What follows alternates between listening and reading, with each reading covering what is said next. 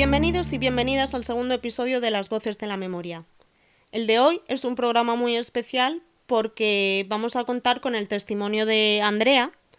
Andrea es nieta de Francisco Moreno Pablo, que fue secuestrado en Huertas de Ánimas, Cáceres, torturado y asesinado. Pese a que la familia sabe esto, Francisco aún reza como desaparecido en el registro civil.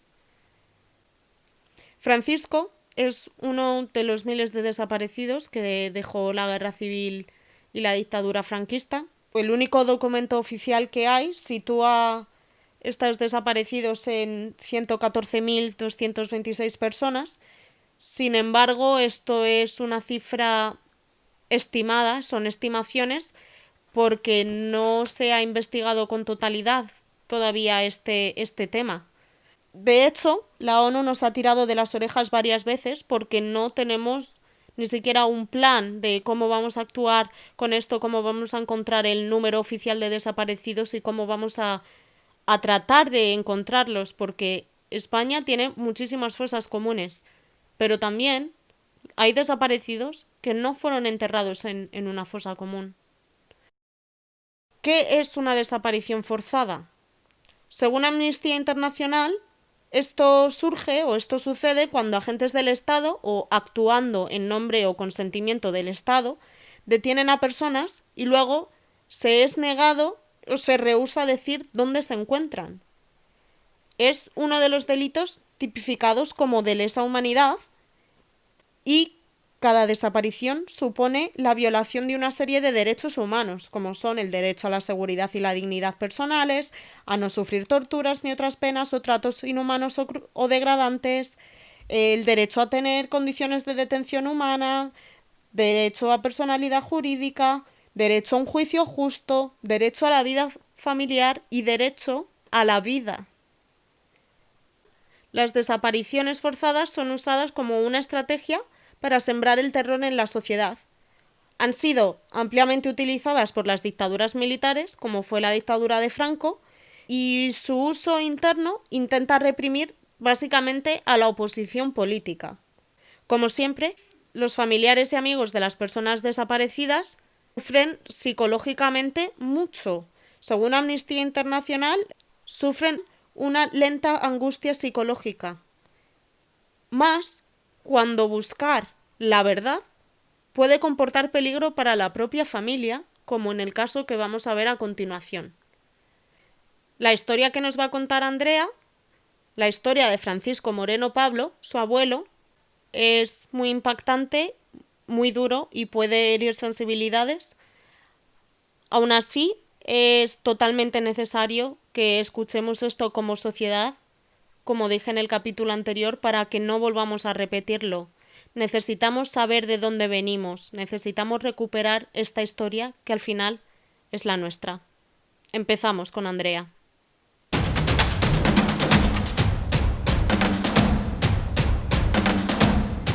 Francisco era mi abuelo, el padre de mi padre. ¿Y qué pasó con Francisco después del golpe de Estado? Pues vinieron a por él a casa los falangistas y él estaba trabajando y llegaron la Guardia Civil y le dijeron que tenía que ir al cuartelillo y él fue al cuartelillo a ver qué era lo que pasaba. Y le dejaron allí quieto, no le volvieron a sacar de allí le llevaron a Trujillo y en Trujillo le metieron en la plaza mayor, le metieron en una jaula como un animal, aérea unos pocos y allí le tuvieron 3 días metido. Y la hermana de mi abuelo pues le llevaba algo de comer y ya le dijeron un día, no vayas, que ya se la han llevado de allí, que allí ya no está. Las señoritas de Trujillo, con sus alfileres que llevaban puestos en los sombreros, los pinchaban como si fueran animales cuando estaban metidos en las jaulas. y, y mi tía la dijeron que ella no fuera para allá, que ya no estaba allí, que ya se la habían llevado, que no sabían para dónde y no sabían dónde se la habían llevado. Lo que pasa que mi padre, buscando y enterándose, le dijeron que estaba para la carretera de Guadalupe, que se la habrían llevado por ahí, por la carretera de Guadalupe. Y en Zorita, concretamente en Zorita, allí le mataron, a las afueras de Zorita, y allí sí le quedaron. ¿Y esto es algo que la familia se enteró cuando sucedió o que os habéis enterado después de la transición No, democrática? nos enteramos, entonces se enteraron entonces, porque nosotros, mi abuela no quería ir nunca a Guadalupe, sabes tú que va Sí. mucha gente a Guadalupe y Sí. mi abuela dijo que ella no iba por esa carretera. Ellos desde el primer momento sabían que había sido allí, sabían que había sido allí. Aquí hicieron mucho daño, los falangistas hicieron muchísimo daño en el pueblo, a muchas familias, a muchas. Y fíjate que estamos cerca de Trujillo, pero en Trujillo no pasó todo lo que pasó aquí en las huertas. En las huertas fue horroroso lo que hicieron. A mi abuela le afeitaron la cabeza, los falangistas, y la rompieron los dientes con piedras y la hicieron tragarse los dientes. Luego no la dejaban que tuviera luto por la muerte porque ellos, claro, sabían que la habían matado, porque dijeron que se la habían llevado para ahí. Cuando se lo llevaban a las carreteras, a las cunetas, eran porque iban a fusilarlo. Y ella pues se puso luto y le dijeron que no podía tener luto, ella tenía que salir a la calle de color. Así que la pobre siempre estaba en casa metida, vestida de negro. La quitaron la casa, en la casa, los pobres, una casita, y se la quitaron, los falangistas. Las echaron de la casa, se la quitaron. Con la Avenida de la Democracia, mi padre se presentó por el Partido Socialista de concejal y salió concejal del ayuntamiento y dice, pues ahora es la mía, que voy a enterarme yo de todas las cosas. Y el pobre no le pusieron más que trabas para todos sitios. Las escrituras rezaban ya puestas al nombre del que se la quitó, ¿sabes? Le dijo el abogado, aquí no podemos hacer nada. Dice, esto tiene una escritura como si fueran verdaderas, no eran falsas, ¿sabes? Porque entonces, como eran ellos los que mandaban en todos los sitios, por Claro. todos los sitios mandaban ellos, pues hicieron lo que les dio la gana, ¿sabes? Luego también estuvo buscando a ver dónde, a ver mi abuelo, cómo rezaba en el ayuntamiento.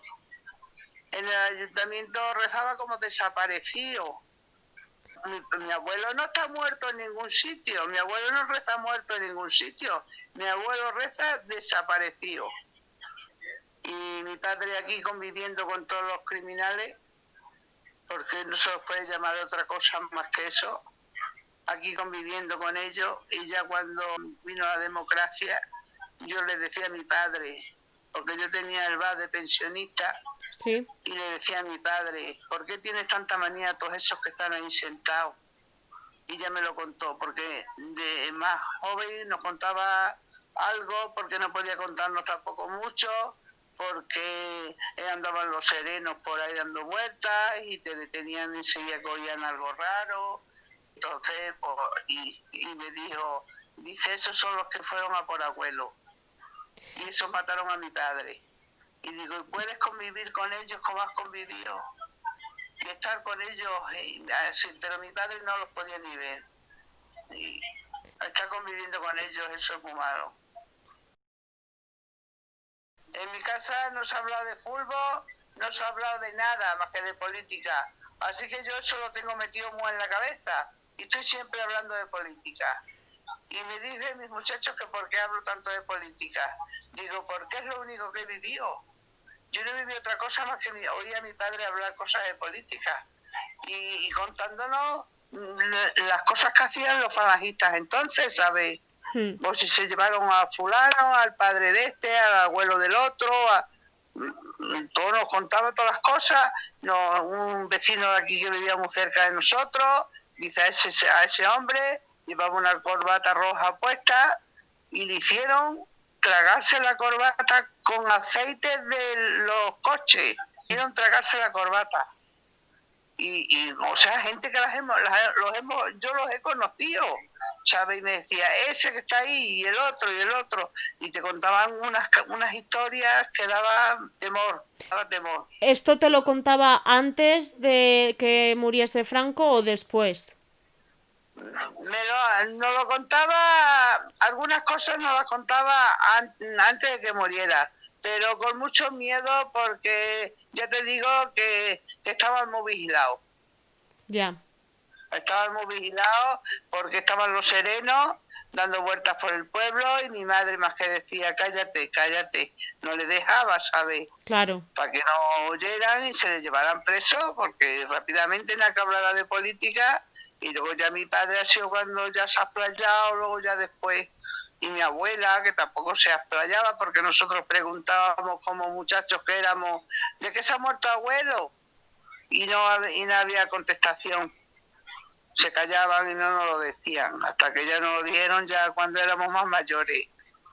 Se pudo ir hablando ya de que se podía ir hablando algo y eso, a ver, pues ya nos lo fueron contando.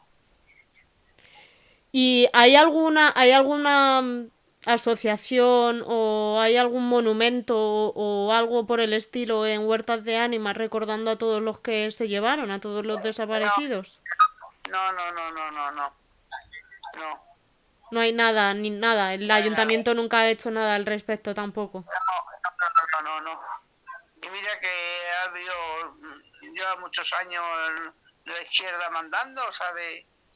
Pero no, aquí no. Pero ya te digo que aquí en Huerta fue horroroso lo que se hizo.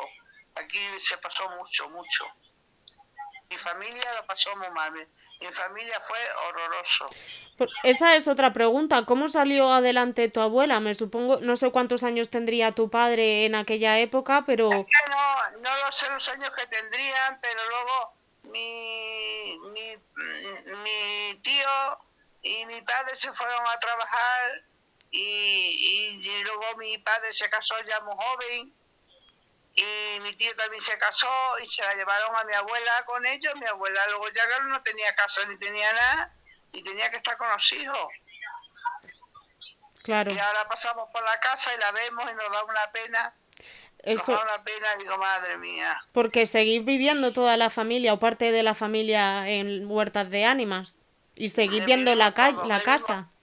Sí, vivimos todos, los nietos vivimos todos aquí. Todos los nietos vivimos aquí. Los demás y mis hijos y todos estos viven aquí y lo saben toda la historia y saben cuál es la casa y lo saben todo. ¿Y qué sientes tú cuando ves esa casa ahora, con toda la historia que ha pasado tu familia? No hace mucho, porque yo cuando era más jovencina y me lo decía mi padre, iba y me asomaba, iba para allí, para la calle y sabía que esa era la casa de mi abuela, pero como estaba cerrada y luego ya la compró uno de aquí del pueblo, a los ricachones esos que se la darían por 4 perras por quitársela de encima, y le dije al hombre, digo, ¿me puedes dejar ver la casa por dentro? Porque yo tenía una ilusión de verdad, y entré a verla y de verdad, que se ponían los pelos de punta. Digo, si levantaran la cabeza y lo vieran, madre mía. Lo que pasa es que ya han hecho cochera abajo, arriba sí, arriba estaba como estaba. Y aquí arriba no se ha tocado nada, y abajo pues sí, pero solamente pensaba que era la casa de ellos y se la habían quitado. Eso te da en el alma. Y luego cuando a lo mejor te ibas con mi padre y te decía, ese que está ahí fue el que afeitó a abuela la cabeza. Le mandaron que fuera a afeitarla la cabeza. Ese que está ahí hizo que le rompieran los dientes a abuela. O sea que es que te iba señalando la gente que eran. Y te iban diciendo quién eran. Sí, toda la vida viviendo con ellos en el pueblo, sí, toda la vida. Tienen que haber tenido un rencor muy grande que dicen que eso no se puede quitar más en la vida. Yo por lo menos tengo mucho rencor a toda esa gente. Y les tengo odio porque es que no se puede quitar eso. No se puede quitar eso. Ya no son ideales de decir, yo soy de izquierda, yo soy de derecha, vale. No, es lo que te han hecho, el daño que te han hecho Sí, son a tu derechos familia. humanos, además, que no estamos hablando de... Claro, Son los derechos humanos básicos de cada persona, de pues tener una seguridad jurídica de que nadie te va a llegar a tu casa, en este caso la Guardia Civil o los falangistas, y te van a llevar a algún lado, te meten en una jaula y luego ya nadie sabe qué ha pasado ya contigo. está, ya está, ya está, ya está, ya está. Él ya te digo que vino de trabajar y dice mi abuela que han venido aquí que vayas al cuartelillo. Y dice, pues ¿qué pasa? ¿Qué pasa? Que no volvió. No volvió. Solamente porque eran socialistas, porque éramos de izquierda y ya está. Y ya está. Mi abuela y mi abuelo, pues vino un cura de las Islas Canarias, que era un canario, y vino porque el hombre era de izquierda, y vino dando mítines por aquí entonces, antes de que estallara la guerra, ¿sabes? Sí.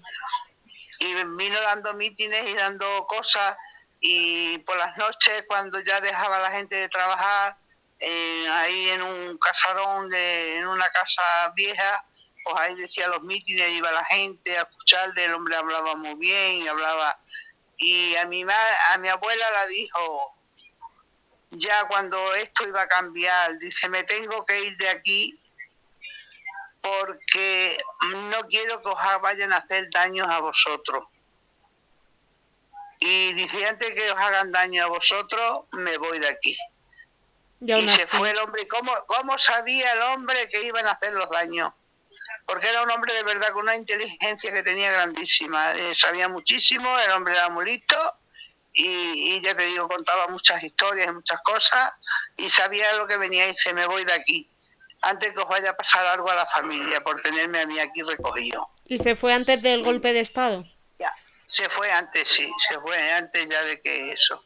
Y fíjate cómo sabía él que iban ahí a por mis abuelos, a por mi abuelo y a hacerlo todo lo que lo hicieron. Todas las barbaridades que los hicieron. Porque a tu abuelo, cuando se lo llevaron, fue al principio de la guerra, ¿verdad? Fue en ese verano. Claro, claro, sí, sí. Pues Andrea, muchas gracias por contarme esto. La verdad es que es una historia súper impactante. Y Es horroroso. ojalá pudiésemos encontrar algo. Si alguien supiese más o si se sabe de alguna fosa Mi común en la padre carretera a Toledo. Mi padre cuando la democracia ya cambió, cuando ya era concejal, que un abogado le ayudó, ya te digo que fueron a ir para la carretera de Guadalupe, estuvieron y dijeron eso, dice, no, era estaba aquí en Zorita y ahí en las afueras fue donde murió, dice ahí porque él tenía sombrero de la pieza, dice el sombrero de la pieza está dando vueltas hasta que se deshizo solo para ahí ya se le llevaría el aire o lo que fuera. Dice, y él ya, ahí se le comerían unos bichos y ya está. Decir que sabéis que no está ni siquiera... Porque mi padre fue a Zorita a ver si estaba allí como muerto, ¿sabes? Sí. Había al ayuntamiento a ver si rezaba allí muerto. Y allí no rezaba, era muerto. Ah, no, allí no rezaba, él no era de allí, era de aquí. Madre mía, sí, que al final es eso, es una desaparición porque no hay un registro civil, no hay ningún certificado de defunción que digan esta persona ha fallecido en esta localidad y estas son las circunstancias de la muerte. No lo hay. Claro, Era una manera no, de sembrar el terror, realmente. Claro. Sí, ya te digo que aquí había muchos falangistas y esto es muy malo. Muy malo. Aquí en el pueblo hicieron mucho daño. Mucha gente. Mucha. Desde aquí quiero mandar un abrazo muy, muy grande para Andrea y toda su familia y darle las gracias por contarme esto y por permitirme que pueda utilizarlo para el podcast. Es muy impactante y también tengo que decir que es muy importante para mí seguir manteniendo la memoria oral viva y seguir manteniendo estas historias, recuperándolas, para recuperar un poquito quiénes somos y hacia dónde vamos. Si tú o tu familiar has sido víctima de la guerra civil o la dictadura franquista y te gustaría contar tu historia, por favor, mándanos un email con tus datos a lasvocesdelamemoria@gmail.com. Repito, lasvocesdelamemoria@gmail.com. Os esperamos la semana que viene. Muchas gracias.